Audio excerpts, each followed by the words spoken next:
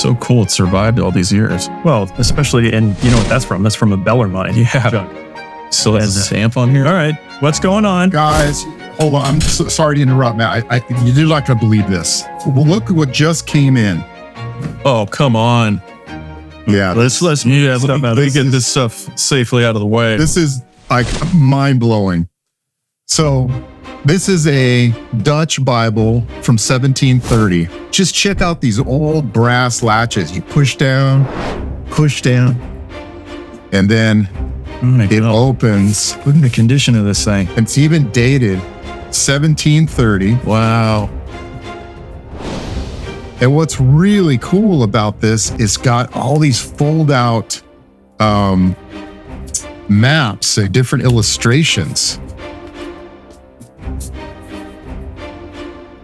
Let's see how oh, here we go. Oh, look at this. Oh yeah, and it folds out. Look at this. Oh, I love that. I mean, this is basically a map of the world, you know, and it even shows California as an island. Oh, look at that. Oh, that's amazing. Isn't that cool? Little ships. Oh man, we're gonna have to do a deep dive in this one too. Right? Yeah, and it's funny because the map is in Latin and the book, the Bible, is in Dutch. It's just, yeah, and so, I mean, I don't know, Sean, I mean, what are your thoughts on this thing? I mean, look at some of these engravings. Well, see that all the years I come across, you know, any kind of, you know, antiquarian books and whatnot, I always am cringing when I open the cover. Has somebody cannibalized this book? Because it still is very popular for these plates to be removed and then framed for wall decor, and you know, it destroys the book. Right. But there's that other argument that who looks at these old books anymore? You know, it's one of those things that I like it, but that doesn't mean everybody else does. Right. So I always have to kind of remind myself that, hey, I think it's cool, but maybe you guys won't. But this is just fascinating, and the fact that it's a Bible. Oh, look at this. Another fold out map. Oh my God. Yeah, we might have to do This is so down here I know enough to be able to see. That was the voyages and the where St. Paul traveled. All these little dots shows where he, you know, went. Yeah, all Eastern Mediterranean areas. Well, yeah. You know, it just hit me when you put the book down on the table and undid the hasps. That scene in the first Indiana Jones movie where he's explaining to the government officials about the Ark of the Covenant and the power and the rays of all that. Yeah. I wonder if there might be a depiction in here, something similar. We just might have to take a dive. I mean, this is literally the first time I've opened some of these pages. So this is just so cool. I mean, I had to bring it to show you guys. And typically, the common people didn't own one of these. This would be probably a Bible that was kept in a church. And so, you know, and in this period, a lot of people were illiterate, so they couldn't read. And so they were just kind of following what they were told. And whether it was someone who was a good priest or pastor or a bad one. So the fact that this has survived for almost 300 years, and the pages are all here and it's in relatively good condition, that's pretty amazing. I want to really look at these maps just to see, you know, from their interpretation then of the topography, the shapes of the land masses to modern maps. Yeah. And like you had pointed out, California is depicted as an island. Yeah. I mean, it's crazy. Yeah. And I'd love to, you know, go page by page, because oftentimes in these old books and old maps, there's handwritten annotations in iron gall ink, and, you know, maybe see if somebody underlined something that was really speaking to them. But the other thing, you know, now that we're just looking at this, you notice that there is very little, if any, water damage. Oh yeah. Because almost every book that I have in my collection has some kind of environmental issues, whether it was water, moisture, rodents gnawing at it. Yeah. But this is in remarkable condition. Well, it's something that I get asked a lot, specifically on Instagram when I'm handling maps or old books, is that, oh my gosh, you're not wearing gloves.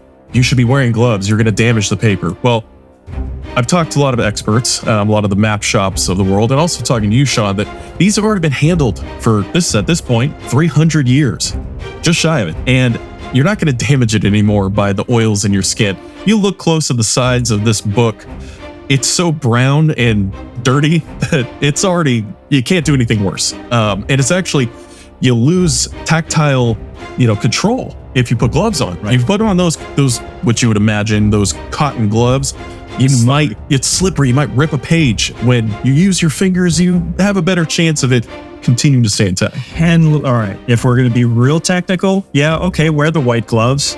But you're also going to use a page turner. You're going to use tools and, but this is wonderful, but it's not of that caliber. Right. At least at the moment. But as we dive into this, who knows? This might be an extreme rarity. I don't know. Sure. Well, and I'd love to see, because we've owned some really rare books in the past. I got to know, can we flip to the back of this? I want to see if anybody's written their name in this book, because I didn't see anything in the beginning, but is there anything written? Oh, come on. Yeah, so from what I can tell here, this was a family Bible, and it actually shows different years. Here's 1837, 1840, 1866. So it looks like this is a record of people in the family that passed away. And it was probably in Holland. Yeah, got some kind of notes here. All right. Yeah, we're going to have to make a couple of calls. Yeah. Yeah, but there's just so much here. I mean, we could probably do another deep dive, and maybe you guys, if you really find this fascinating, drop us a comment and let us know if you want us to look deeper into some of the illustrations, the maps, because there's a lot here. It's pretty cool. And, as we progress in this and as this builds, hopefully we can start doing live interactions with you guys. If you have questions, or if you see something here, within the background that you go, oh my God, I wish they would talk about that thing. We're going to give you that opportunity once we, you got to give us a little bit of time. We're developing this and we're having a lot of fun doing it. And we just don't want to take the fun out of this. I just saw something. Yeah, we're going to have to look at this really close.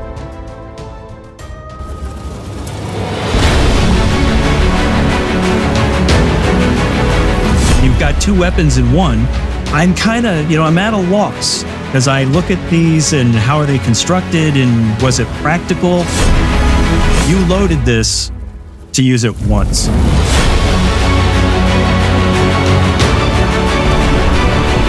Shoot the guy and then whack him over the head with this, or you're going to hit him first and then, he's still moving. I'll shoot him. This is something that should be in a museum. And it will probably end up as a focal point in the museum.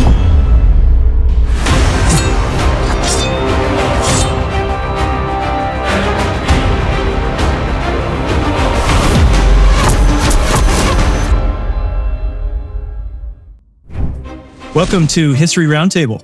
And we've got something really cool and very different and very rare today. So here's Sean Scott. I'm Sean Rich. What's on the tray today? That's what I was going to ask. Exactly. Well, I can tell you.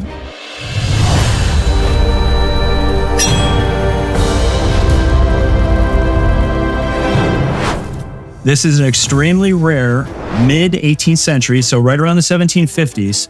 This is a military boarding axe combination flintlock pistol. Now think about that. I mean, the guy who came up with this idea, genius, okay, you've got two weapons in one, but I'm kind of, I'm at a loss as I look at these and how are they constructed and was it practical? Did it work for the guy that had this weapon in their hand in that time of conflict? And basically the principles of a regular flintlock pistol are here. The only thing that you'll notice is missing is, well, how do you load it? Because there's no ramrod. So obviously you loaded this to use it once because you knew in battle you weren't going to have time to reload it. So I guess that's kind of insult to injury. You either shoot the guy and then whack him over the head with this, or you're going to hit him first and then, he's still moving. I'll shoot him. I don't know, but it still works. And I was actually working on a show. It was in direct competition with Forged and Fire.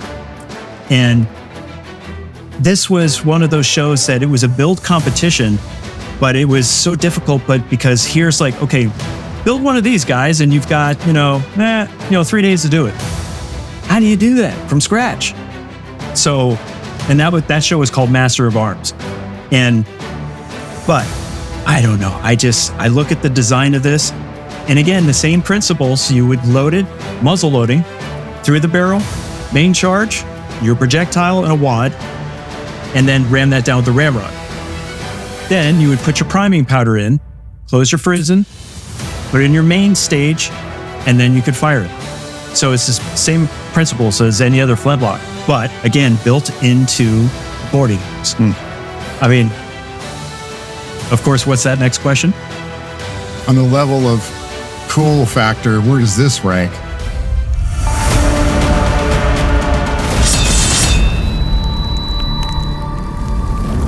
How could it not be at the top? Yeah. I mean, 8 or better because of what it is. I mean, it's just... This is something that should be in a museum. Yeah.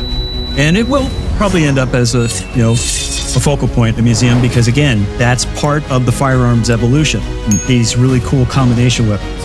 And I've seen them, throughout each, say, century. From the early primitive matchlocks to the wheel locks, snap-ons, and then flintlock. And they all have these interesting combination weapons, and this is one of them. It's amazing. Well, if you guys like extremely cool artifacts like this, like and follow for more. Wilson.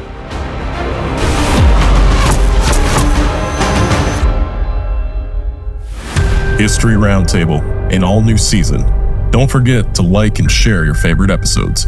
And to learn more about the artifacts on the show, visit tortugatrading.com and commodorecoins.com. Until next time.